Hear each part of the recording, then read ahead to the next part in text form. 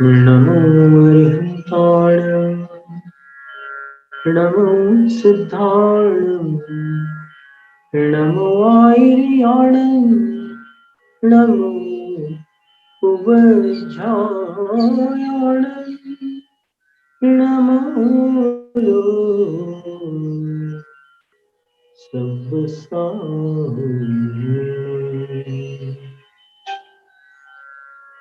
भक्तामर प्रणतमालिमणिप्रभाण मुद्योतकन्दलितपापतमोविताय सम्यक् प्रणम्य जिनपादयुगं युगादा पालम्बनं भवजले पततां जनानां यः संस्तुतः सकलवाङ्मयतत्त्वबोधा दुद्भूतबुद्धिपटुभिः सुरलोकनाथैः स्तोत्रैर्जगत्त्रतयचित्तहरैरुदारैः स्तोष्ये किलाहमपि तं प्रथमञ्जिनीन्द्रम् तुभ्यं नमस्त्रिभुवनार्तिहराय नाथ तुभ्यं नमः क्षितितलामलभूषणाय तुभ्यं नमस्त्रिजगतः परमेश्वराय तुभ्यं नमो जिनभवोदधिशोषणाय। पिछले दो काव्यों का पाठ किया।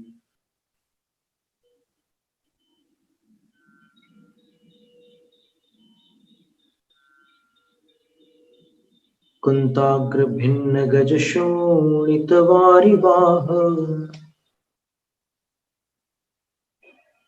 वेगावतार तरणातुर योध भीमे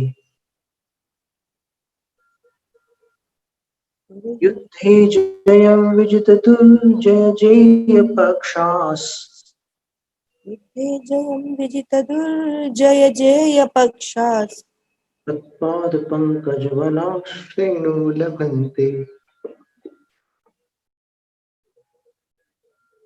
अम्भोनिधौ क्षुभित भीषण नक्रचक्र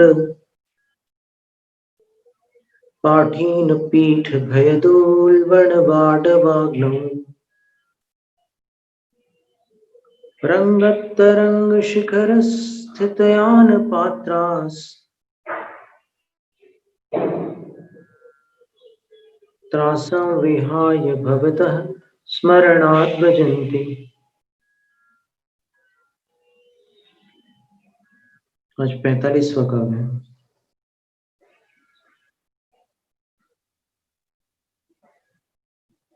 उद्भूत भीषण जलोदर भार भुगना। उद्भूत शब्द दूसरे काव्य में भी आता है। यह संस्तुतः सकल वाङ्मय तत्त्वबोधा दुद्भूत बुद्धिपट भी सुरलोकनाथे। उद्भूत भीषण जलोदर भार भुग्ना शोच्यान्दशामुपगताश्च्युत जीविताशाः। शोच्यान्दशा अनुस्वार को द में मिलाना। तत्पाद पंकज रजोमृत तत्पाद पंकज रजोमृत दिग्ध देह। अमृत और अमृत दोनों उच्चारण सही है। मर्त्या भवन्ति मकरध्वज मकरध्वज स्वराघात तुल्य रूपा।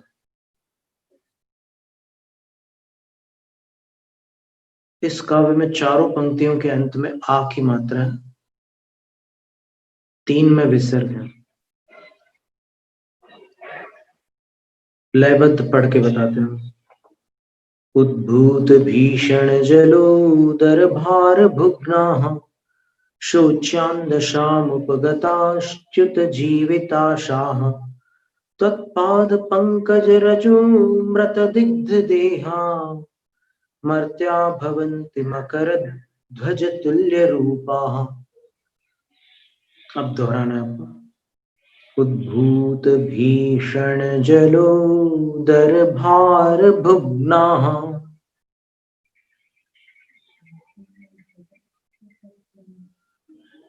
शुच्यां दशामुपगताश्च्युत जीविताशाः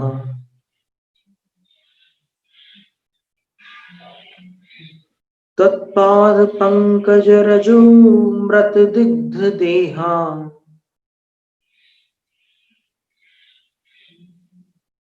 मर्त्या भवन्ति मकरध्वज तुल्य रूपाः।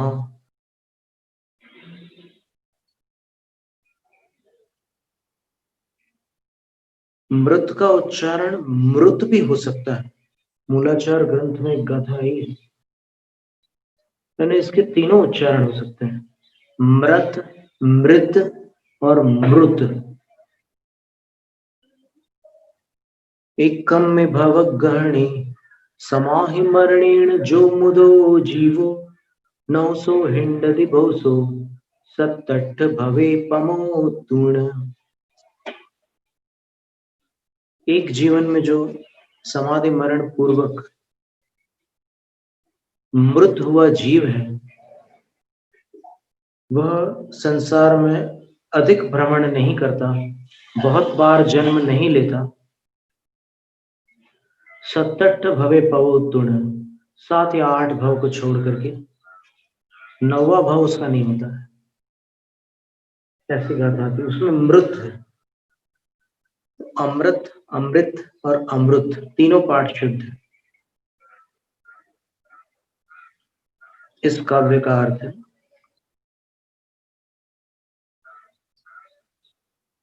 उद्भूत। उद्भूत का अर्थ होता है उत्पन्न। भीषण जलोदर, डरावना जलोदर, अंग्रेजी भाषा में इसको मेडिकल साइंस में एसाइटिस कहते हैं। अपनी आते, ये एब्डोमेन है अपना, पेट वाला हिस्सा, उधर उसके भीतर अपनी आते, अपना जो स्टमक है ना, आमाशय है, और सारे अंदर की जो आहार नली है वो एक बड़ी थैली के अंदर एक जल जैसा एक पदार्थ होता है, उसमें तैरती रहती है सारी रचनाएं। और जब उस जल में वृद्धि हो जाती है तब उसको एसाइटिस कहते हैं। और फिर वो पेट फूलता चला जाता है, फूलता चला जाता है, भयंकर स्थिति हो जाती है। भीषण शब्द का अर्थ है डरावनी, यानी जलोदर की स्थिति उत्पन्न हुए डरावने जलोदर के भार से। वजन भी बढ़ जाएगा, इतना लिक्विड बढ़ जाएगा तो वजन तो होगा ही होगा। तो उसके भार से मर्त्या अर्थात मनुष्य भुग्न हो जाते हैं।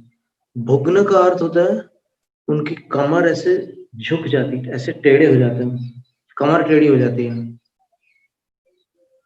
और उनकी स्थिति ऐसी होती है शोच्याम दशाम उपगताः, शोचनीय दशा को प्राप्त हो जाते हैं। शोक होने लग जाए उनको देख करके, ऐसा लगता है कि पता नहीं अब ये बचेंगे कि नहीं। शोचनीय अवस्था, एकदम दयनीय दशा हो जाती है उनकी। चित जीवित आशा, और उनको खुद स्वयं जीवन की आशा उनकी छूट जाती है उनसे। उनको लगता है कि अब नहीं बच सकते। चित जीवित आशा, चित हो गई है जीवित रहने की आशा जिनकी, वे मर्त्या, वे मनुष्य, यानी इतनी दुर्दशा हुई है जिनकी कि उत्पन्न हुए भयंकर जलोदर के भार से जिनकी कमर टेढ़ी हुई है,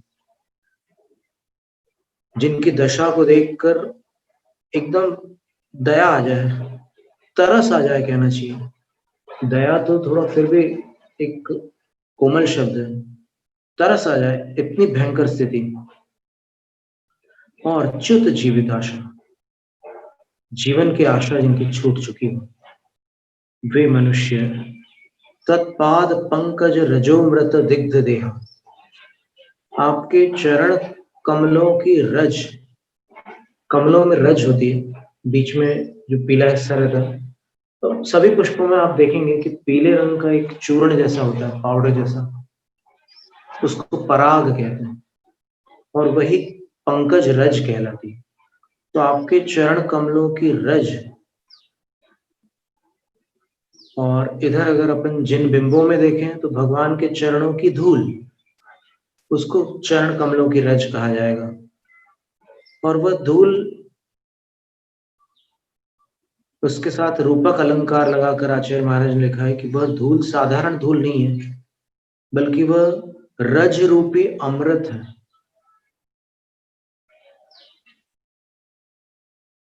वैसे तो अमृत तरल पदार्थ होता है, लेकिन यहाँ पर ये जो चरणों की धूल है वही अमृत है, और उस अमृत से दिग्ध देहा, दिग्ध हुआ है देह जिनका, अर्थात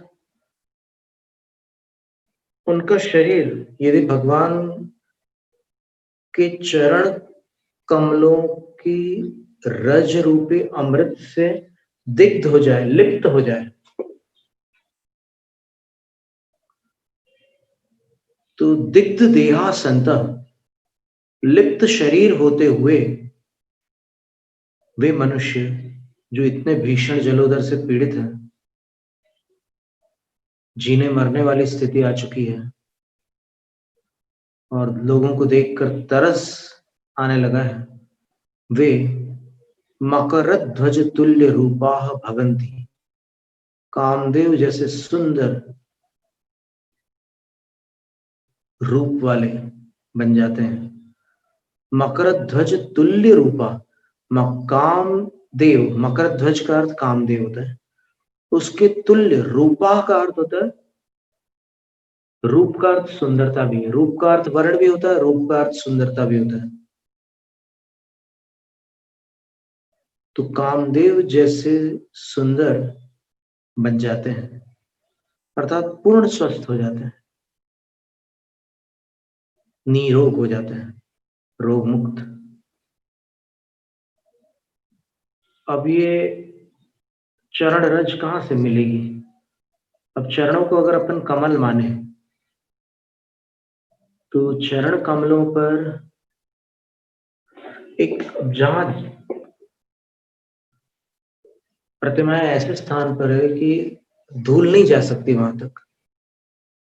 कुछ ऐसे मंदिर होते हैं जहां पर अंदर तक धूल चली जाती है, कुछ ऐसे होते हैं जहां पर धूल अंदर तक नहीं जा सकती। तो वहां पर भगवान के चरण कमल की रज किसको कहा जाएगा?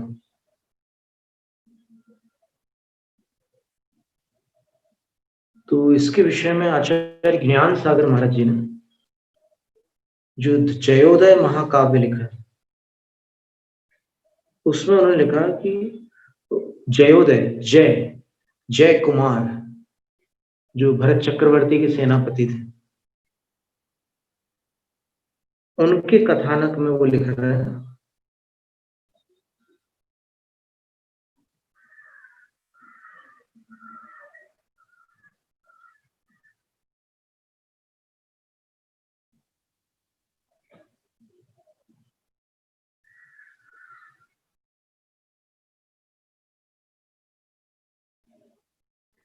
कि भगवान के चरणों पर जो केसर चंदन, केसर चंदन रूप जो गंध लेपन किया जाता है, वो भगवान के चरण कमलों की रज तुल्य हो जाता है, तो उसको उन्होंने चरण रज कहा है। और उससे जय कुमार ने उस चरण रज से अपने ललाट पर इस तरह से तिलक लगाया था। अब ये पद्धति यहाँ दक्षिणा पथ में विशेष पाई जाती है, वहां उत्तरा पथ में प्राय करके मंदिरों में चरणों पर वो चर्चन जो होता है ना, गंध लेपन, चंदन चर्चन, उसकी परिपाटी नहीं देखने को मिलती।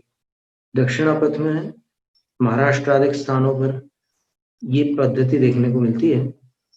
और इसमें वो लगे रहता है पैर में, क्योंकि भक्त लोग भक्ति करके जाते हैं तो भगवान के चरणों में गंध लेपन करके चले जाते हैं। और गंध लेपन की विधि जो है उसमें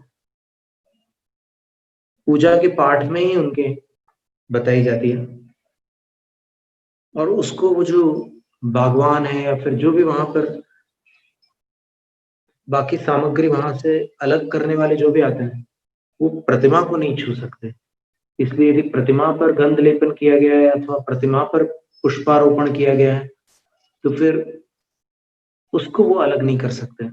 बाकी जो वेदिका के ऊपर जो भी सामग्री है चढ़ी हुई उसको वो लोग ले जाते हैं।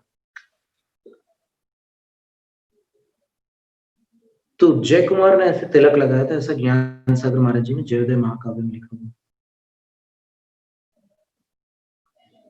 तो यहाँ तो आचार्य मानतुंग स्वामी तो ये कह रहे हैं कि अगर भगवान की उस चरण रज को गंधोदक के माध्यम से सही आप अभिषेक करेंगे तो वो सारा स्पर्श हो जाएगा और वो गंधोदक आपको प्राप्त होगा, तो उसमें चरण रज होगी भगवान की।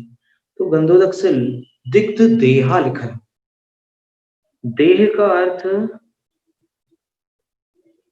संपूर्ण शरीर है।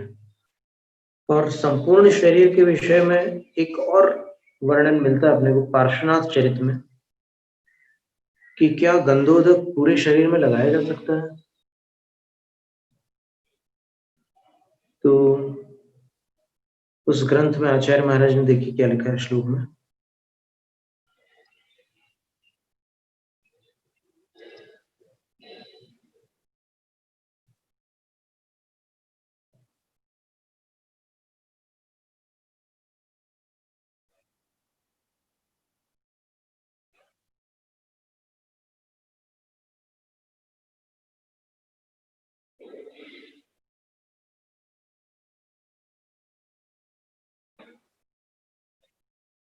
चक्रु शिरसि भाले च नेत्रे सर्वांग पुद्गले स्वर्गस्योपायनं पूतं तद्गन्धाम्बुसुराः स्त्रियः।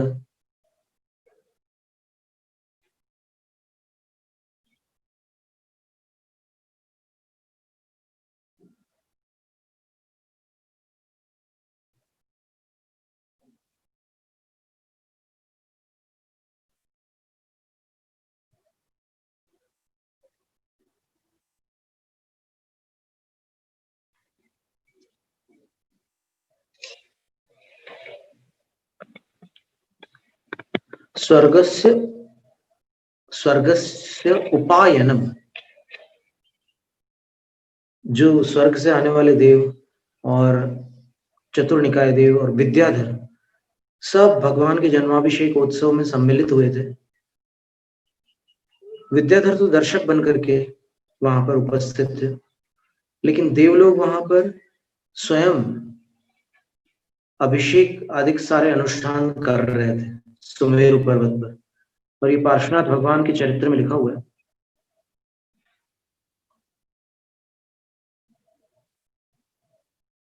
क्षीर समुद्र के जल से भी उन्होंने अभिषेक किया और फिर सुगंधित जल से भी अभिषेक किया।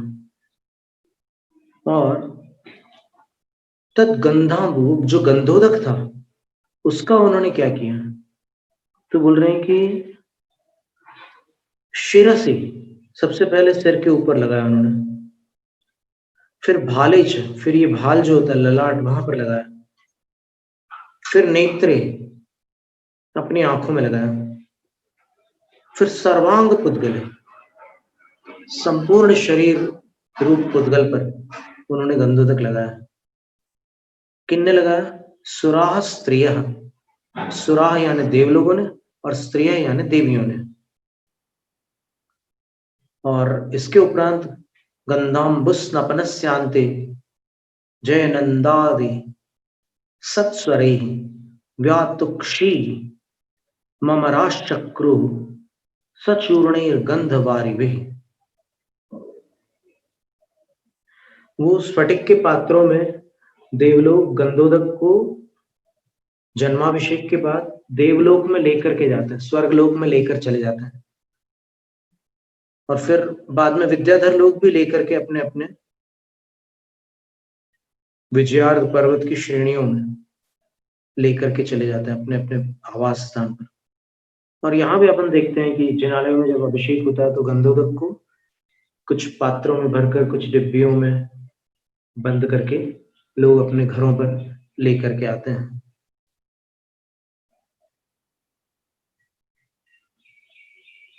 तो जयकारा लगाते हुए, नंद नंद इस प्रकार के शब्द बोलते हुए, सुंदर सुंदर शब्दों के साथ उन देवों ने, अमराह, उन देवों ने सचूर्णे गंधवारी भी, गंधोदकों को और फिर चूर्णों के साथ व्यातुक्षी, व्यातुक्षीम, यानी एक दूसरे के ऊपर भी वो गंधोदक उन्होंने इस प्रकार डाला,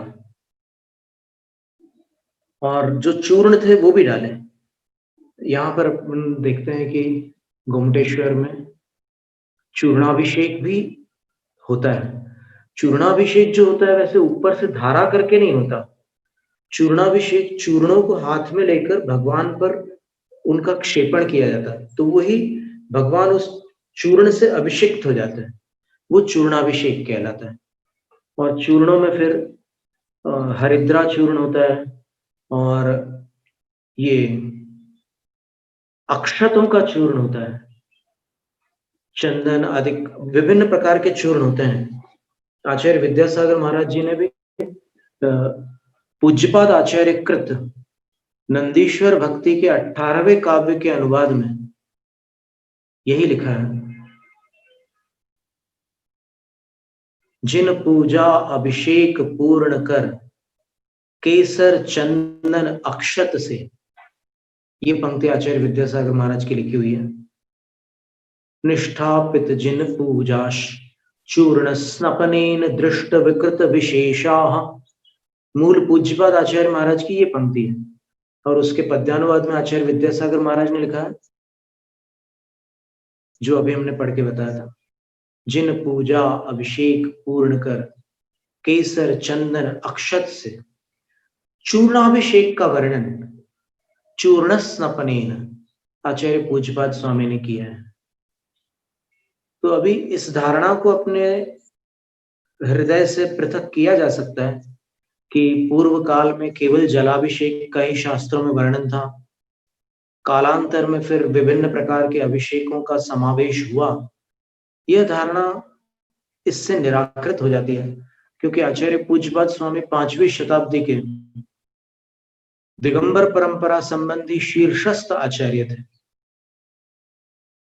जिन्होंने शांतिष्ठक स्तोत्र की भी रचना की, सर्वार्थ सिद्धि की भी रचना की। वो कह रहे हैं कि चूर्णाभिषेक से भगवान की अर्चना होती है, और कहाँ होती है? नंदीश्वर द्वीप में। तो नंदीश्वर द्वीप में चूर्णाभिषेक का वर्णन उन्होंने किया है।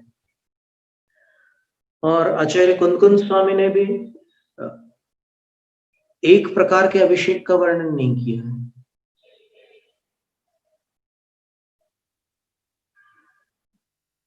यहाँ पर त्यागी नगर में जब बड़ी स्वाध्याय सभा हुई थी, और स्वाध्याय का सत्र लगभग 9 दिनों तक चला था, तब वहां पर एक दिन उन आचार्यों ने, 30-35 आचार्य थे, वाचना का उन्होंने हमें निर्देश दिया था कि आप वाचना करेंगे। तो उन्होंने हमारे लिए कहा था कि ये अभिषेक के विषय में जो भी शास्त्रों के आधार हो वो आप प्रस्तुत करेंगे। अभिषेक के विषय में क्या वर्णन, क्या दिगंबर आमनाय में पंचामृत मान्य है, क्या दिगंबर आमनाय में केवल जलाभिषेक है, आदि आदि जो भी लोगों की शंकाएं हैं उन पर आप आगम के प्रमाण प्रस्तुत करेंगे। तब फिर हमने आचार्य कुंदकुंद स्वामी कृत नंदीश्वर भक्ति, जो अंचलिका के रूप में गद्यात्मक है, उसका वहां पर वाचन किया था। और उस अंचलिका में जो आज नाना प्रकार की शंकाएं उत्पन्न हो रही है लोगों के मन में, क्योंकि वे आगम से अनभिज्ञ हैं। और जो जिसने कह दिया और श्रद्धा के कारण अथवा उनके तर्कों के कारण उसको स्वीकार कर लेते हैं कि अगर वो मान्य नहीं कर रहे हैं तो फिर सही बात है, जैन धर्म में ये क्रिया अमान्य ही होगी। पर अपन व्यक्ति सापेक्ष न चल करके अपन आगम सापेक्ष चलें तो कई समाधान प्राप्त हो सकते हैं। पंचम काल है, छद्मस्त जीव है, संभव है समझने में चूक हो, मनुष्य ही तो है। तो अपन अगर आगम देखें, पूर्वाचार्यों के वचनों को देखें, तो वहां अपने को समाधान प्राप्त हो जाता है। क्योंकि जिनवाणी जो है वो भगवान की वाणी है, भगवान की वाणी अचूक होती है। मनुष्य चूक सकते हैं, भगवान तो नहीं चूकते। तो अभी चूंकि 45वें काव्य में भगवान के चरण रज का वर्णन है, तो जिन स्थानों पर धूल नहीं होती उन स्थानों पर वो चरण रज वही हो सकती है जो ज्ञान सागर महाराज श्री ने जयोदय काव्य में दी है, जिससे जय कुमार ने तिलक लगाया था। तो आचार्य कुंद स्वामी कृत अंचलिका को एक बार अपन देख लेते हैं, वो क्या कह रहे हैं और निष्पक्ष उसका अर्थ निकालें। जो भी भारत के बड़े बड़े प्राकृत के विद्वान हैं वो इस पर विचार करें, और यदि जो अर्थ हमारे द्वारा बताया जा रहा है उसमें कहीं भी कोई स्खलन हो तो सूचित करें।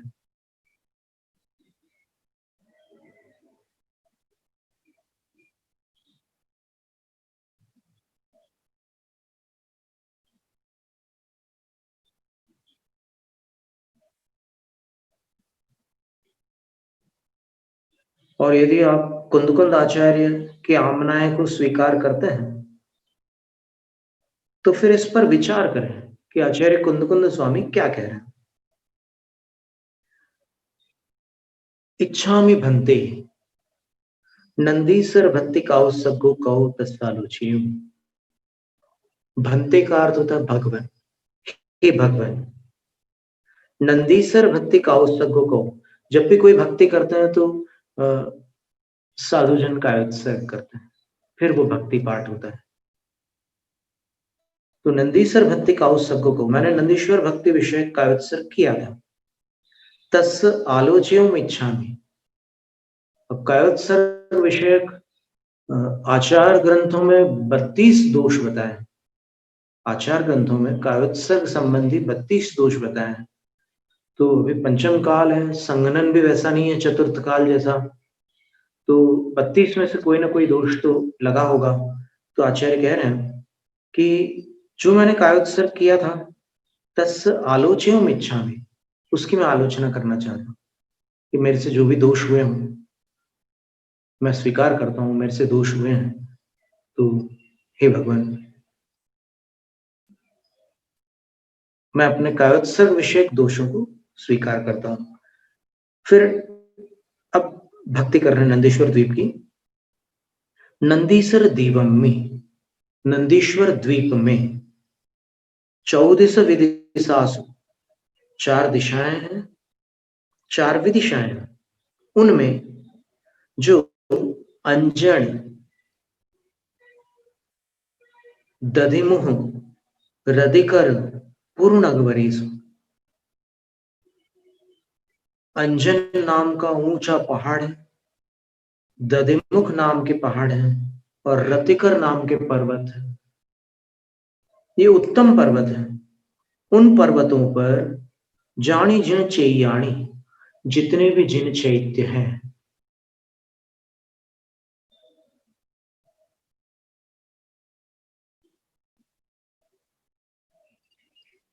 जिनालय तो है ही, लेकिन जिनालयों में गर्भालय होते हैं और गर्भालयों में जिन चैत्य होते हैं।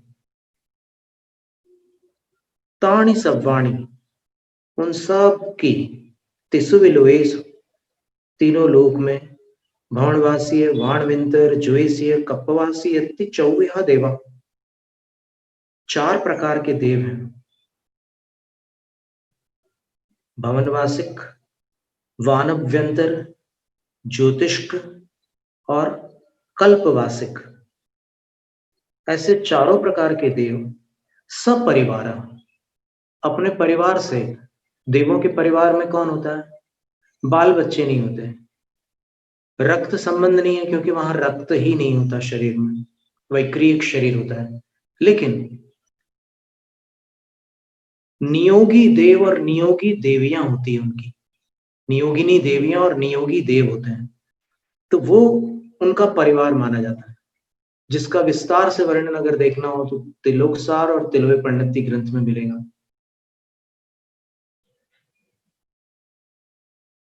और उसमें ये भी मिलेगा कि महिलाणम परिवारो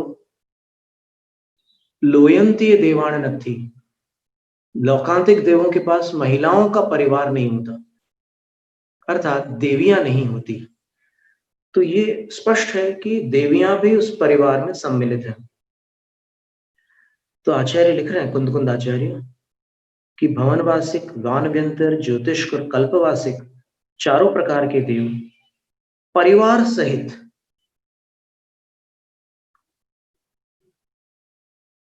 उन चैत्यों की जो नंदीश्वर द्वीप में विराजमान है, उन अकृत्रिम चैत्यों की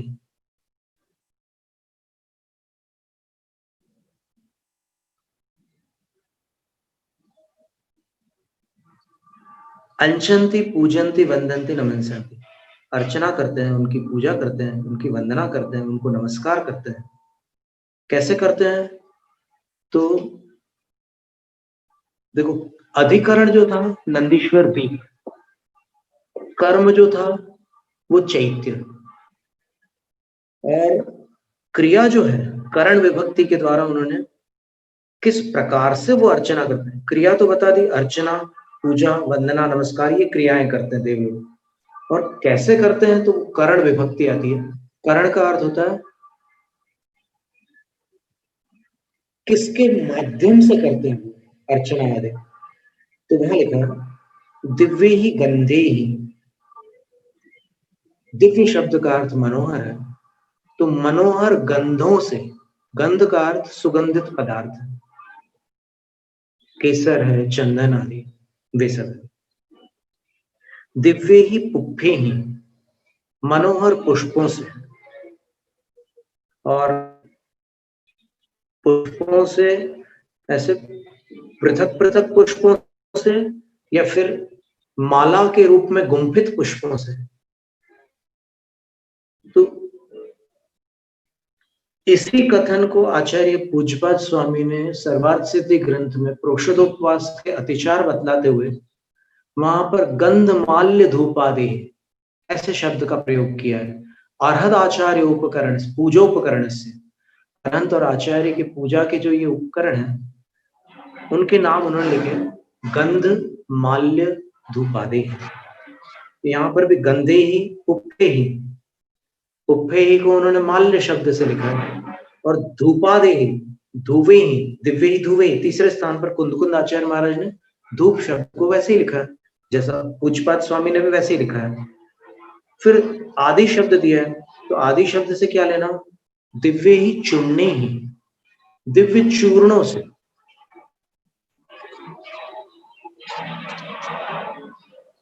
अब चूर्णों से कैसे पूजा करते हैं भगवान की, अर्चना कैसे करते हैं, तो उसके विषय में 3 जानकारियां उपलब्ध है। एक तो जो अभी अपन ने देखा नंदीश्वर भक्ति की 18वीं कारिका में, वहां पर चूर्णाभिषेक करते हैं। फिर दूसरा जो है, महापुराण में आचार्य जिनसेन स्वामी ने लिखा है कि चूर्णों से कैसे पूजा करते हैं, तो कह रहे हैं कि रत्नों के चूर्ण से इंद्राणी भगवान की गंध कुटी के अंदर जाकर के ऐसे मांडना बनाती है, अलग अलग प्रकार के रत्नों के चूर्ण से वो मांडना बना करके पूजा करती भगवान की। तो वो जो मांडना बनाया जाता है चूर्णों से, वो चूर्ण पूजा के अंतर्गत परिगणित होता है। और फिर तीसरा जो चूर्णों से पूजन का एक प्रकरण मिलता है, वो श्वेतांबर आमनाय में मिलता है। आपने कभी पावापुरी में जाकर के भगवान महावीर स्वामी के चरणों के दर्शन किए होंगे। उसके पास में एक डब्बी रखी रहती है सुगंधित चूर्ण की, और जितने भी श्वेतांबर लोग आते हैं वो उसमें से चूर्ण लेकर भगवान के चरणों पर वो चूर्ण बुरकते हैं। वो चूर्ण पूजा कहलाती है। तो आचार्य कुंदकुंद स्वामी ने केवल इतना लिखा है कि चूर्णों से वो पूजा करते हैं, अर्चना करते हैं। फिर दिव्य ही वासे ही, फिर लिखा है कि मनोहर वस्त्रों से वे देवलोग जिनेंद्र भगवान की प्रतिमा की, जो अकृत्रिम चैत्य है, वहां पर चैत्यालयों के अंदर चैत्य है, चैत्य का अर्थ जिन प्रतिमा है, तो उनकी वे दिव्य वस्त्रों से पूजा करते हैं। अब दिव्य वस्त्रों से कैसे पूजा करते हैं, इसकी जानकारी निकालने के लिए जब हमने तिलोई पंडिती ग्रंथ के 5वें महाधिकार में देखा, तो वहां पर नंदीश्वर द्वीप में जो भगवान की पूजा होती है देवों के द्वारा, उसका वर्णन था। तो उस वर्णन में उन्होंने दिव्य ही वासे ही, दिव्य वस्त्रों से कैसे पूजा करते हैं उसका वर्णन किया था। तो उसमें ये लिखा था कि वो पूजा करते समय भगवान के ऊपर एक अत्यंत सुंदर वस्त्र चंदोवा के रूप में बांध देते हैं। ये वस्त्र पूजा हो जाती है। भगवान के ऊपर चंदोवा लगाना दिव्य ही वासे वस्त्र पूजा हो गई। और नाना प्रकार के वस्त्र होते हैं, उसमें घंटियां लटकती है, उसमें और भी कुछ चीजें रहती है। उसमें बहुत सुंदर वर्णन हुआ है, ऐसे ऊपर से ऐसे कई चीजें लटकती रहती है, उसका वर्णन। तो वो दिव्य वस्त्रों से पूजा बताई। और इसके बाद लिखा अंत में, दिव्य ही नाणे, दिव्य स्नानों से भगवान की अर्चना करते हैं। दिव्य स्नान का अर्थ, वो देवलोग स्वयं स्नान नहीं करते, वो दिव्य स्नानों से चैयाणी अच्छंती, ये लिखा ना, जिन चैयाणी अंचंती, जिन चैत्यों की अर्चना करते हैं दिव्य स्नानों के द्वारा। अब ये दिव्य स्नान क्या हो सकता है? भगवान के अभिषेक के अतिरिक्त क्या कुछ और हो सकता है? ये हम पूछना चाहते हैं, क्योंकि कुछ विद्वानों को हमारे इस अर्थ पर संदेह है कि ये अर्थ महाराज जी ने जो किया दिव्य ही नाणे ही का, कि दिव्य अभिषेकों से वो अर्चना करते हैं, ये समझ में नहीं आता। क्योंकि तिरुवे पंडित में लिखा है कि जब देवलोग भगवान की अर्चना करने जाते हैं, तो देवलोग भले ही वैकृतिक शरीर के धारी हों, लेकिन तब भी वो स्नान करके जाते हैं। तो वो यहाँ पर जो स्नान शब्द है, उसका संबंध वहां से जोड़ने का प्रयत्न करना है वो विद्वान लोग। तो इस विषय में हम केवल यही कह सकते हैं कि यहाँ जो पंक्ति बन रही है, आचार्य कुंदकुंद स्वामी द्वारा लिखी हुई जो पंक्ति है, उसमें तो देवलोग क्या करके आ रहे हैं उसका वर्णन नहीं है, उसमें देवलोग भगवान की अर्चना कैसे कर रहे हैं उसका वर्णन है। आप कारकों की व्यवस्था बताइए ना। जिन चेयाणी अंचंती, के ही अंचंती, जिन चैत्यों की अर्चना करते हैं चतुर्वेद देव और उनकी देवियां, उनका परिवार, कैसे करते हैं? तो बोल रहे हैं दिव्य ही नाणी, दिव्य अभिषेकों से। तो ये दिव्य अभिषेकों से अर्चना कर रहे हैं, तो वो देवलोग स्वयं स्नान करके कर रहे हैं। स्वयं स्नान करके तो वो पूर्व में आ चुके हैं। आप कल्पना कीजिए, वो स्नान किए बिना आए हैं क्या वहां पर? नहीं, जब वो पूरी तैयारी के साथ आए हैं तो स्नान ऑलरेडी करके आए हुए हैं। अब जो वो स्नान कर रहे हैं वो जिनेंद्र भगवान का स्नान कर रहे हैं, अर्थात जिनेंद्र भगवान का अभिषेक रूप स्नान कर रहे हैं। तो दिव्य ही नाणी ही। और ये जो स्नान होता है, आप अभी मनुष्य लोक में रहते हैं तो अपन यही सोचते हैं कि स्नान जो किया जाता है वो स्वच्छता के लिए किया जाता है, लेकिन ऐसा एकांत नहीं है। स्नान भक्ति की क्रिया में भी किया जाता है, स्नान राज्याभिषेक के रूप में भी किया जाता है, स्नान दीक्षाभिषेक के रूप में भी किया जाता है तीर्थंकरों का। आप पुराणों को पढ़ोगे तो फिर पता चलेगा कि तीर्थंकर भगवान का जो स्नान होता है, क्या वो शुद्धि के लिए होता है? विचार कीजिए, जब भगवान के शरीर में अशुद्धि होती ही नहीं है तो फिर उनका स्नान शुद्धि के लिए कैसे हो सकता है?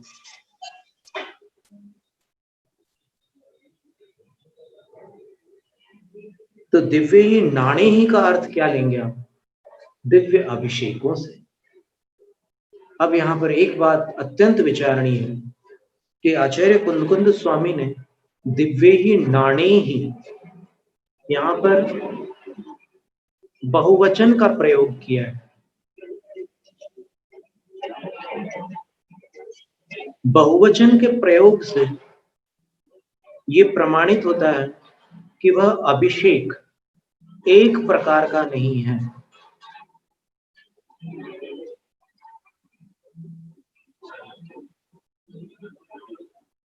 दिव्य ही नाणे ही एक प्रकार का नहीं है। ये आचार्य पूज्यपाद स्वामी के वचनों से तो स्पष्ट है कि वहां पर इंद्र लोग अभिषेक कर रहे हैं नंदीश्वर द्वीप में, उन्होंने चूर्ण स्नपन का भी उल्लेख कर दिया। उसको लेकर के भी विद्वानों में अभी कुछ मतभेद चल रहा है, लेकिन हमने तो आचार्य विद्यासागर महाराज जी के अनुवाद को आपके सामने रख दिया कि आचार्य महाराज ने क्या अनुवाद किया उसका। केसर चंदन अक्षत से, तो केसर के चूर्ण से, चंदन के चूर्ण से, अक्षत के चूर्ण से अभिषेक किया उन्होंने देवों ने नंदीश्वर द्वीप में प्रतिमाओं का। तो फिर इससे अपने अंदर जो एक धारणा बनी हुई है कि नहीं, जलाभिषेक ही मूल जैन परंपरा है, क्या इस धारणा को, इतने आगम को देखने के बाद अपन परिवर्तित नहीं कर सकते? और फिर काल भी दिया उन्होंने। कौन सा काल दिया है? बोले आषाढ़ कत्य फागुन मासाण अष्टमी माइन काउण जाओ पुण्यमंती। आषाढ़, कार्तिक और फाल्गुन मासों की अष्टमी को प्रथम दिन बनाकर, पूर्णिमा को अंतिम दिन बनाकर, नित्य काल जब जब अष्टानिका आएंगी तब तब वे देव इन उपायों से अर्चना करते हैं, पूजा करते हैं, फिर वंदना भी करते हैं, स्तुतियां पढ़ते हैं, नमस्कार करते हैं। नंदीसर महाकल्याणम करंती, नंदीश्वर महोत्सव करते हैं। महाकल्याण का अर्थ महा महोत्सव करते हैं, कल्याण का अर्थ महोत्सव। इसको जिन महिमा भी कहते हैं, करते हैं। अहम अभी संतो, मैं भी यहाँ रहते हुए, कुंदकुंदाचार्य अपने बारे में कह रहे हैं, तत्थ संताएं वहां पर विराजमान जो जिन बिंब है, जिन चैयाणी, अन्वय ऐसे लगाएंगे, जिन चैत्यों की नित्य काल अर्चना, पूजा, वंदना, नमस्कार करता हूं। दुखक हो, कम्मक हो, गोहिला हो, सुगई गमनम समाय मरणम जिनगुण संपत्ति हो उमज्जन। मेरे दुखों का क्षय हो, कैसे होगा? कर्मों की क्षय से होगा। तो आचार्य कहते हैं मेरे कर्मों का क्षय हो। कर्मों का क्षय कैसे होगा? रत्नत्रय की प्राप्ति से होगा। तो रत्नत्रय की प्राप्ति को बोधि कहते हैं।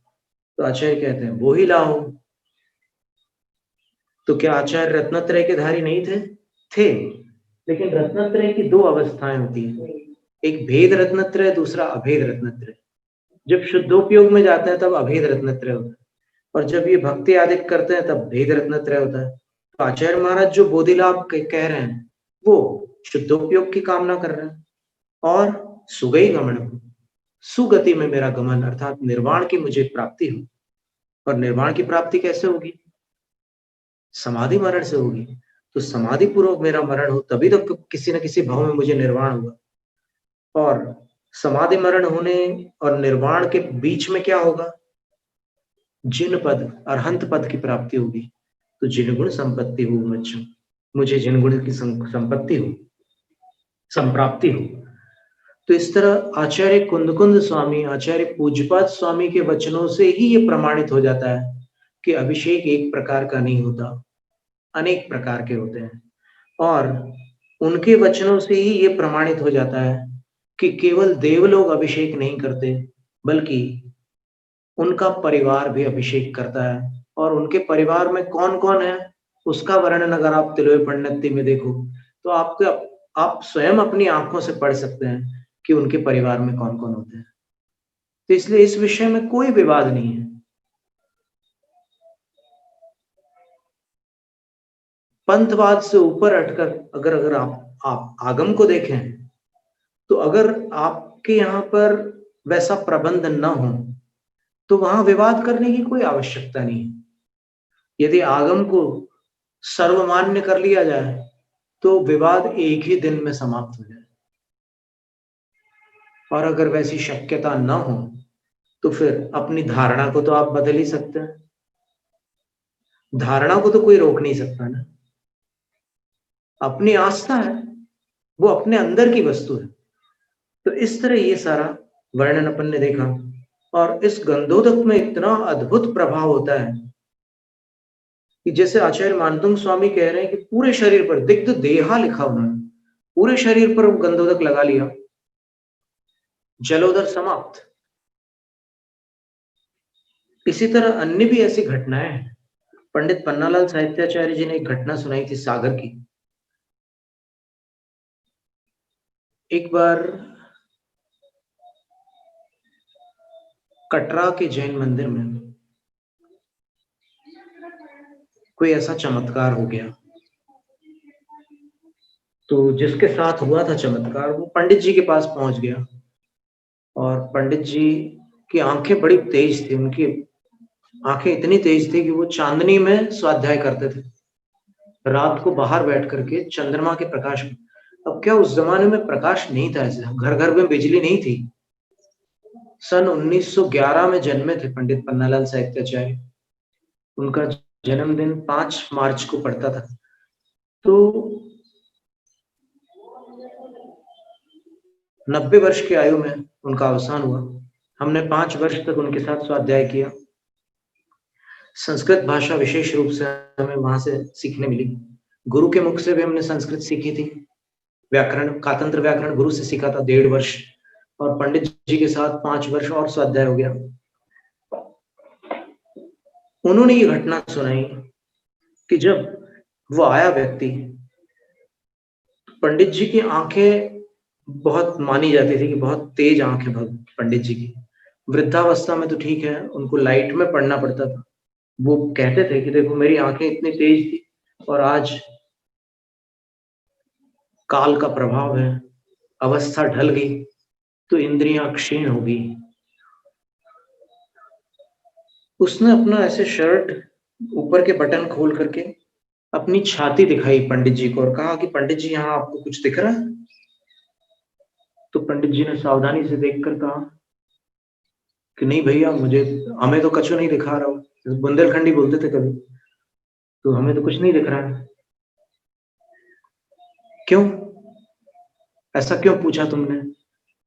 तो वो कह रहे हैं कि पंडित जी हमें सफेद दाग हो गए थे, ल्यूकोडर्मा, डॉक्टर लोग ल्यूकोडर्मा बोलते हैं उसको, कि मुझे सफेद दाग हो गया था। तो पंडित जी बोलते हैं कि कौन से वैद्य का इलाज करवाया? एकदम सरल प्रकृति में पंडित जी बोलते हैं, कौन से वैद्य का इलाज करवाया? तो वो बोलते हैं कि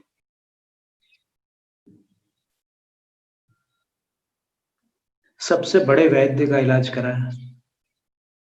तो कछु नाम तो हुई है, कुछ नाम तो होगा उन वैद्य का। बोले कि जिनेंद्र भगवान। अब पंडित जी चौंक गए, क्या? तो बोले कि ठीक ठीक बताओ क्या हुआ? तो बोलते हैं कि कटरा के मंदिर में जब 10 साढ़े 10 बजे सब लोग पूजा वगैरह करके घर लौट जाते थे, तो मैं अंत में जाकर के अकेले में वो गंधोदक लेता था भगवान का और ऐसे छाती में लगा लेता था जहां पर मुझे सफेद दाग था।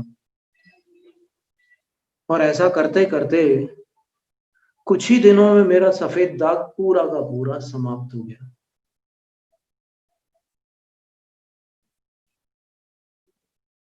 पंडित जी बोलते हैं कि बड़ी प्रसन्नता बात की बात है कि ऐसी घटना आपके साथ हुई। अब कुछ लोग बोलते हैं कि गंधोदक जो होता है एकदम फ्रेश होता है तब असर करता है। देखो क्या दिमाग चलते हैं इस कलिकाल में लोगों के। बोलते एकदम ताजा हो तब ये काम करता है, पुराना हो जाने के बाद उसका असर घट जाता है, तो दुनिया भर के लोग उसमें हाथ डालते हैं, वो मैला भी हो जाता है, तो उसका प्रभाव खत्म हो जाता है।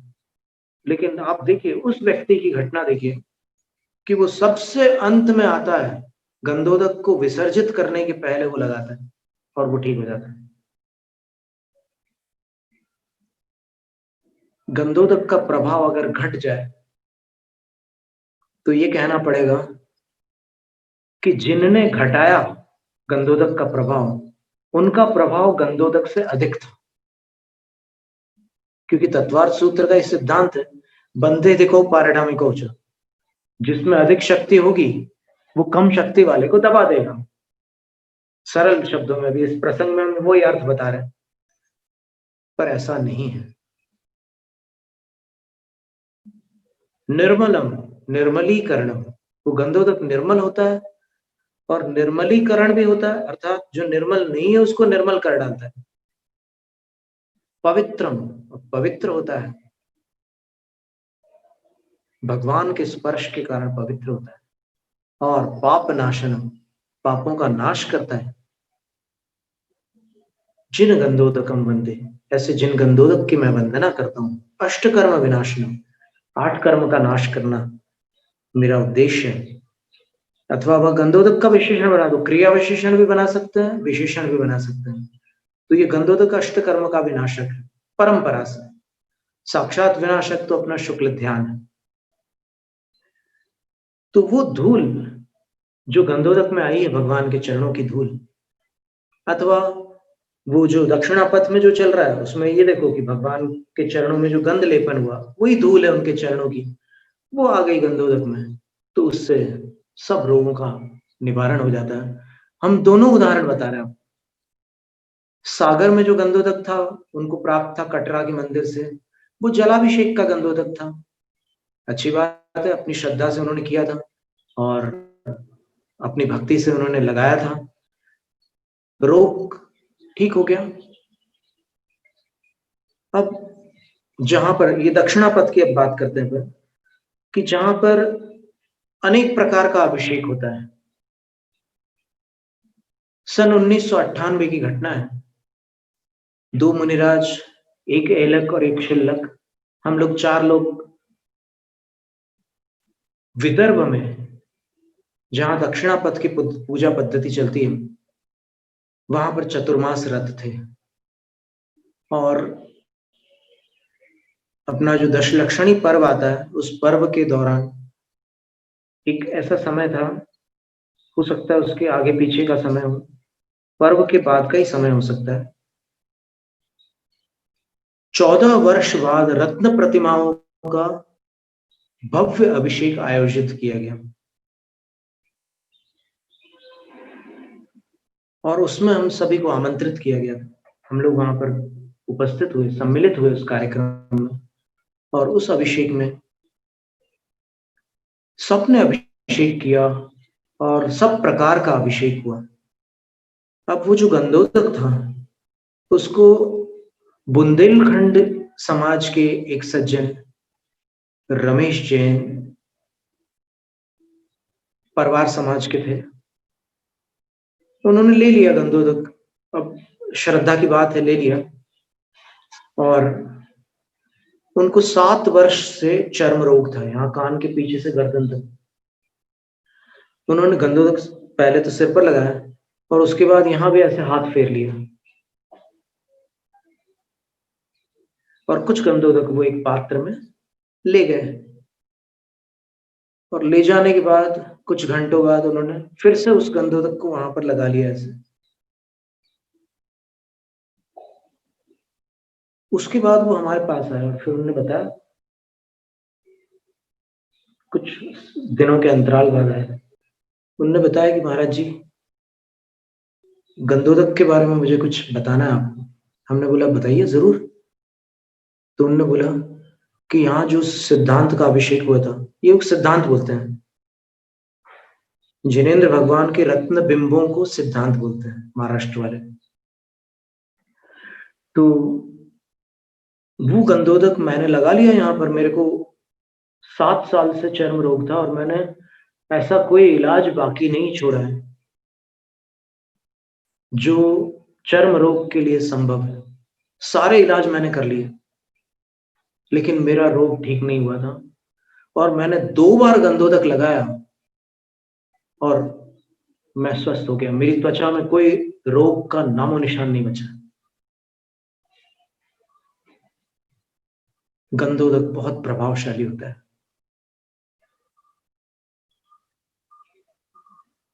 अभिमंत्रित होता है, उसमें इतने पाठ पढ़े जाते हैं। ऐसा नहीं कि सिर्फ गंधोदक ऐसे धारा कर दी, पूरे विधिवत पाठ किए जाते हैं। 14-15 अभिषेक पाठ है और उसमें मंत्रों का उच्चारण भी है। तो भीषण जलोदर उससे ठीक हो जाता है। आचार्य मानतुंग स्वामी ने जो पार्श्वनाथ भगवान की स्तुति की है, उस स्तुति को यदि अपन देखें तो हम उस स्तुति में से एक पद पढ़ के बताते हैं, आपको आनंद आएगा।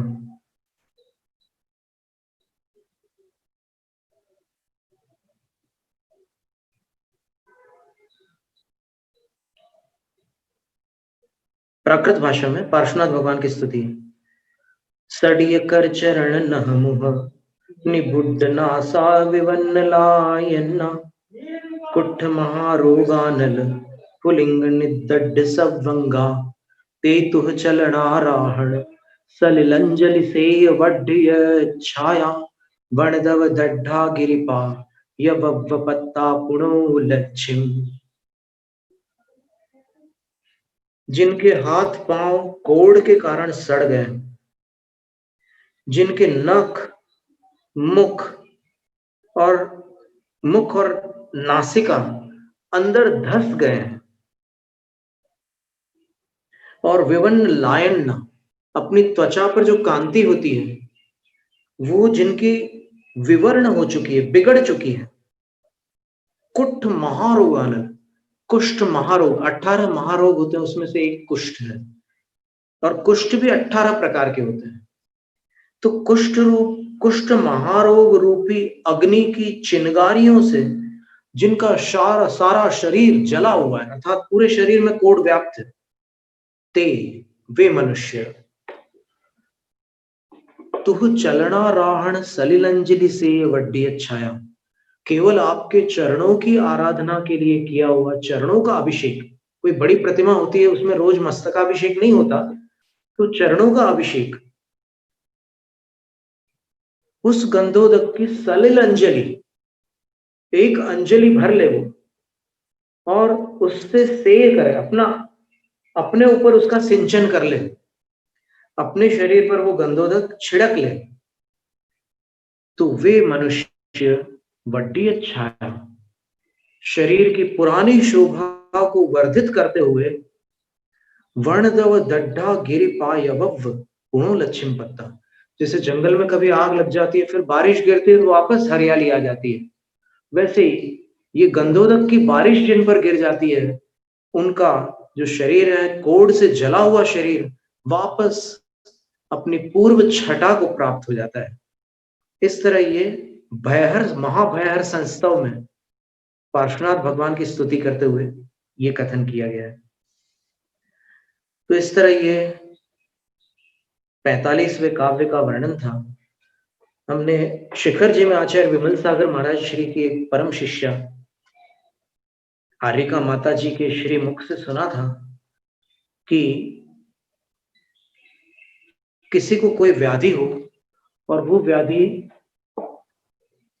औषध से ठीक न होती हो, तो वो एक काम कर सकता है, वो अपने सामने एक शुद्ध पात्र में, ताम्र पात्र हो सकता है, रजत पात्र हो सकता है, स्फटिक पात्र हो सकता है, स्वर्ण पात्र हो सकता है, या फिर कांस्य पात्र। ऐसे इन 5 प्रकार के शुद्ध पात्रों में से कोई भी पात्र लेकर के उस पात्र में जल को भरकर सामने रख ले और 45 बार 45वें काव्य का पाठ करें। और फिर जिसको भी पीड़ा हो उसको ये पिला दे। अपने आप को हो तो अपन स्वयं पी ले। और यह प्रक्रिया कुल 45 दिन करें। कभी बीच में छूट जाए तो छूट गया, कोई बात नहीं, लेकिन आपको कुल गिनती के दिन 45 रखना है।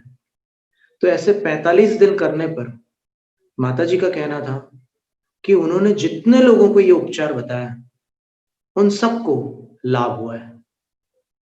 इसका पद्यानुवाद पढ़ते हैं।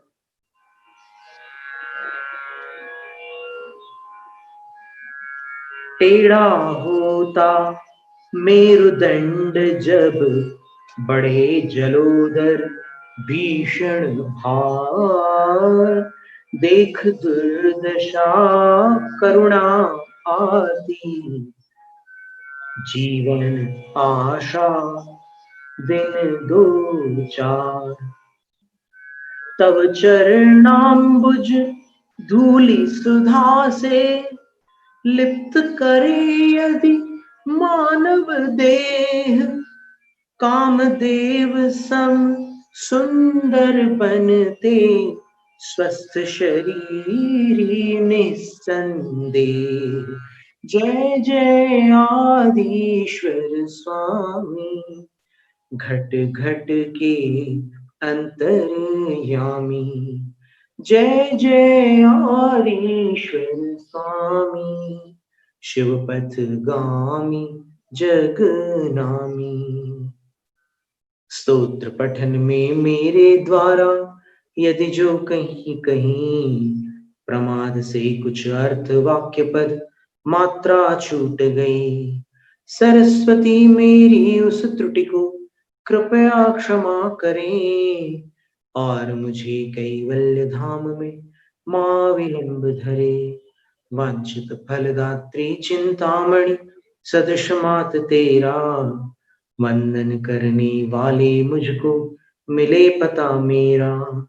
बोधि समाधि विशुद्ध भावना आत्म सिद्धि मुझको मिले और मैं पा जाऊं मां मोक्ष महासुख को। उदक चंदन तंडुल पुष्प कैश, दीप सुधूप फलार्घ्य कै, भव